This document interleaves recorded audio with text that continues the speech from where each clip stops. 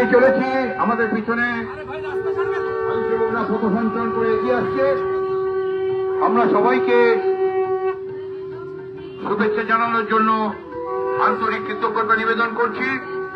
রাষ্ট্রীয় স্বয়ংসেবক সংঘ 1925 সালের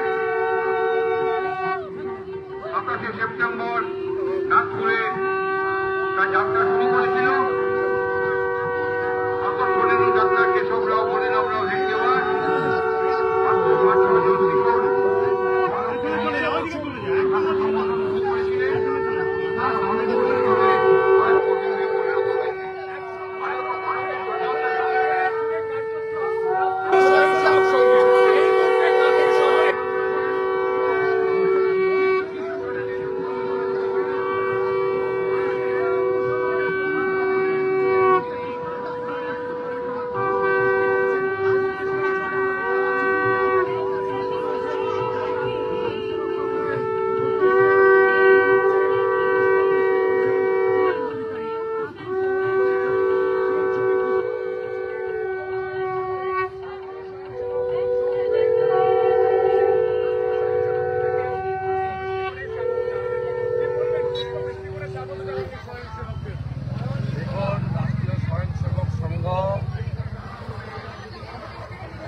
পৃথিবীর মধ্যে সবচেয়ে বড় সামাজিক সংগঠন, ভারতবর্ষের মধ্যে সর্বোত্তম রাষ্ট্রবাদী এবং হিন্দুত্ববাদী সংগঠন।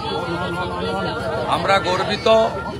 আজকে শুভ মহালয়ার দিন পথ সঞ্চালনাতে তাদেরকে পুষ্পবৃষ্টির মাধ্যমে, গোলাপের পাপড়ি দিয়ে, শঙ্খধ্বনি দিয়ে, আমাদের সনাতনী প্রথা মেনে তাদেরকে আমরা প্রণাম করলাম, বরণ করলাম, বন্দন করলাম, অভিনন্দন করলাম।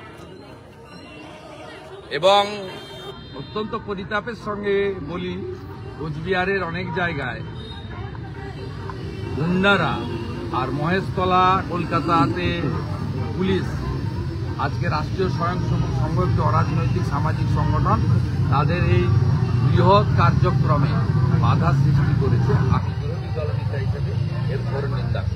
মহেশতলাতে পুলিশ আটকাচ্ছে, পুলিশের অসুবিধা করে ভয় পাচ্ছে। পুলিশ রাষ্ট্রবিরোধী যারা, তাদের বুকে কম্পন ধরায় এই সামাজিক এবং রাষ্ট্রবাদী সংগঠন রাষ্ট্রীয় স্বয়ংসেবক সংঘ। রাজ্যের বিরোধী দলনেতা সেখানে পুলিশই বলছে যে উনি বেশ প্রভাবশালী ছিলেন। কসবা আইনি কলেজে যাকে অ্যারেস্ট করা হয়েছে, তিনি অনেকটাই প্রভাবশালী ছিলেন, এমনটাই দাবি পুলিশের। কি বলবেন? প্রভাবশালী মানে নিশ্চয়ই মুখ্যমন্ত্রীর মাথায়। ঠিক আছে, কোনো বিষয়